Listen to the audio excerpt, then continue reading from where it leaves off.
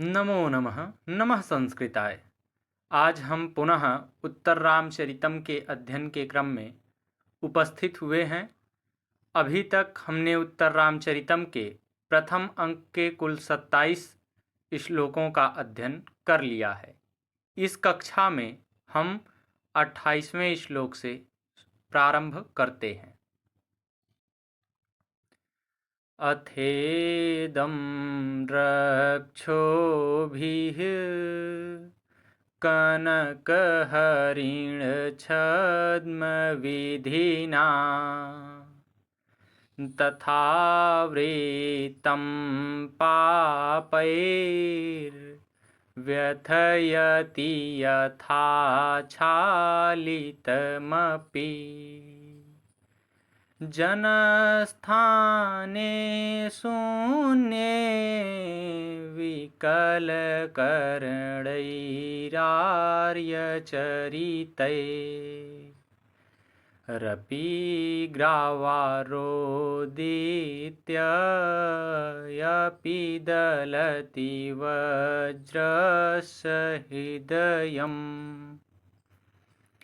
इसका अन्वय है, अथ पापैः रक्षोभिः कनकहरिणछद्मविधिना इदं तथावृत्तं यथा क्षालितमपि व्यथयति शून्ये जनस्थाने विकलकरणैः आर्यचरितैः ग्रावा अपि रोदिति वज्रस्य अपि हृदयं दलति। इसका शाब्दिक अर्थ देखते हैं। अथ अर्थात तत्पश्चात पापैः अर्थात पापियों ने रक्षोभिः अर्थात राक्षसों के कनक हरिण छद्म विधिना अर्थात सोने के मृग के छल से तथा अर्थात उस प्रकार का वृत्तम अर्थात दुष्कर्म किया छालितम अपि जो प्रतिकार करने पर भी व्यथयति अर्थात दुख देती है शून्य अर्थात शून्य जन स्थाने अर्थात जन स्थान में विकल करणैः अर्थात खिन्न इंद्रियों वाले आर्यचरितैः अर्थात आपके कार्यों से अथवा व्यवहार से ग्रावा अपि अर्थात पत्थर भी रोदिति अर्थात रोने लगे थे वज्रस्य और वज्र का हृदयम मन दलति फट गया था। पुनः एक बार श्लोक को देखते हैं। अथेदं रक्षोभिः कनकहरिणछद्मविधिना तथावृतं पापैर्व्यथयति यथा क्षालितमपि जनस्थाने शून्ये विकलकरणैरार्यचरितैरपि ग्रावारोदित्यपि दलति वज्रस्य हृदयम्। अर्थात तत्पश्चात पापी राक्षसों के द्वारा स्वर्ण मृग के छल से यह ऐसी घटना हुई जो कि प्रतिकार किए जाने पर भी दुख देती है। निर्जन जन स्थान अर्थात दंडकारण्य में खिन्नचित आपके चरितों से पत्थर भी रो पड़ा था और वज्र का भी हृदय फट गया था। इसकी टिप्पणी में हम बताएंगे कि यह शिखरड़ी छंद में लिखा गया है और इसमें अतिशयोक्ति अलंकार का प्रयोग है। 29वां श्लोक है, अयं तावद्वाष्पस्त्रोटित इव मुक्तामणिसरो विसर्पन्धाराभिर्लोठति धरणिं जर्जरकणः निरुद्धोऽप्यस्य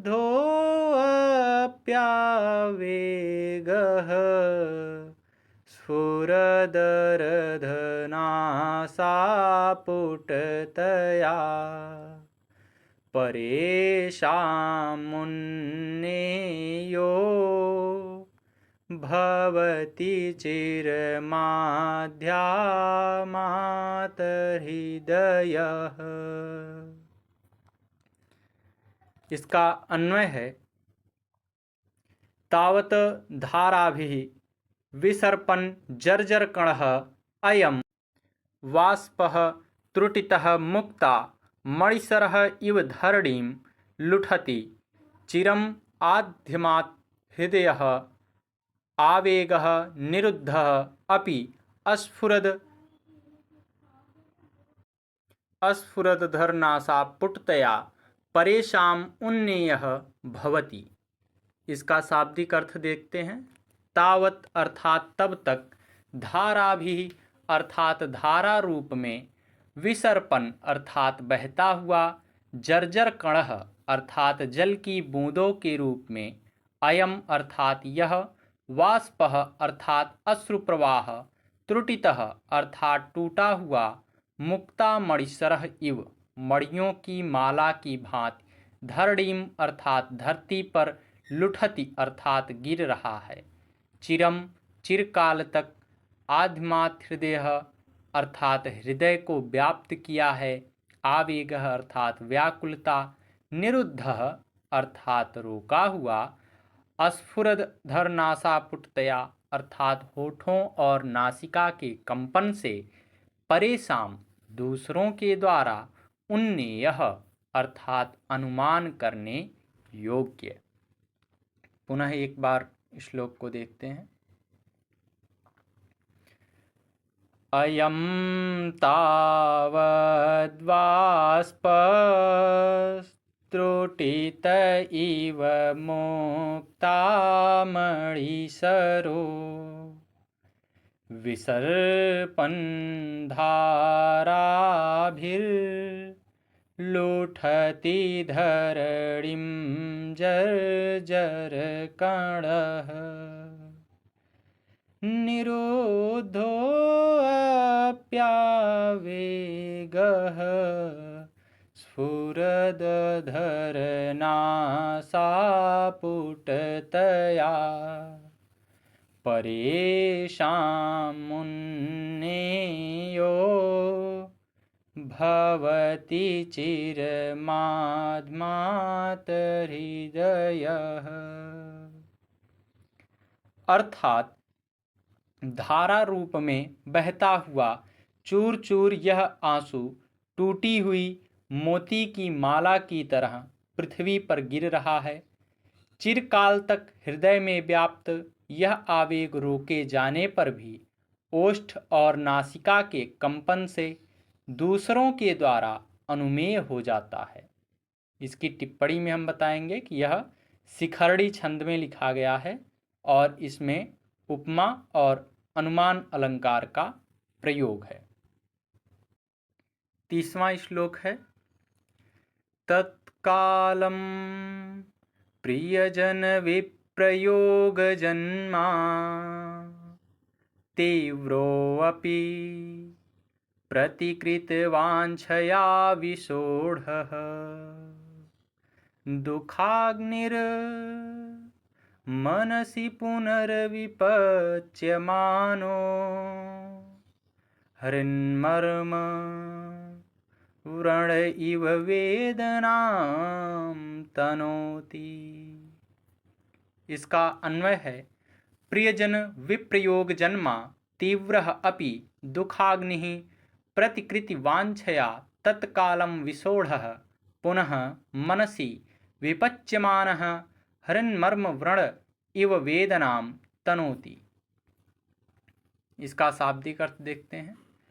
प्रियजन विप्रयोग जन्मा अर्थात प्रियजन सीता के वियोग से उत्पन्न, तीव्र अर्थात असह्य, दुखाग्नि अर्थात दुख रूपी अग्नि को, प्रतिकृति वांछया अर्थात प्रतिशोध की इच्छा से, तत्कालम अर्थात उस समय, विसोढ़ अर्थात सहन कर लिया था, मनसि अर्थात मन में, विपच्यमानः अर्थात परिपक्व होता हुआ, हृन्मर्म व्रण अर्थात हृदय के मर्म स्थल के घाव के तुल्य, वेदनाम तनोति अर्थात दुख दे रहा है। पुनः एक बार श्लोक को देखते हैं। तत्कालं प्रियजन विप्रयोग जन्मा, तीव्रोऽपि प्रतिकृतिवाञ्छया विसोढः, दुःखाग्निर् मनसि पुनर्विपच्यमानो, हृन्मर्म व्रण इव वेदनाम तनोति। अर्थात राम प्रियजन सीता के विरह से उत्पन्न तीव्र भी दुख रूपी अग्नि को प्रतिकार की इच्छा से उस समय मैंने सहन कर लिया था, वह अब फिर मन में परिपक्व होकर हृदय के मर्म स्थल के घाव के तुल्य दुख दे रहा है। यह इसकी टिप्पणी में हम बताएंगे कि यह प्रहर्षिणी छंद में लिखा गया है और इसमें उपमा अलंकार का प्रयोग है।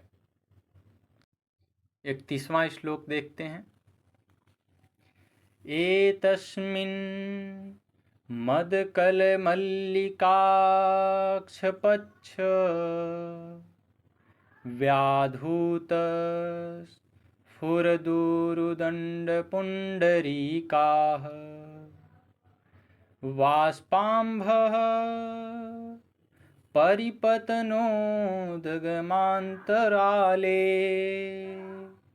सन्दृष्टाः कुवलयिनो मया विभागाः। इसका अन्वय है एतस्मिन् मदकल मल्लिका पक्ष व्याधूत अस्फुर दूरदंड पुंडरीकाः,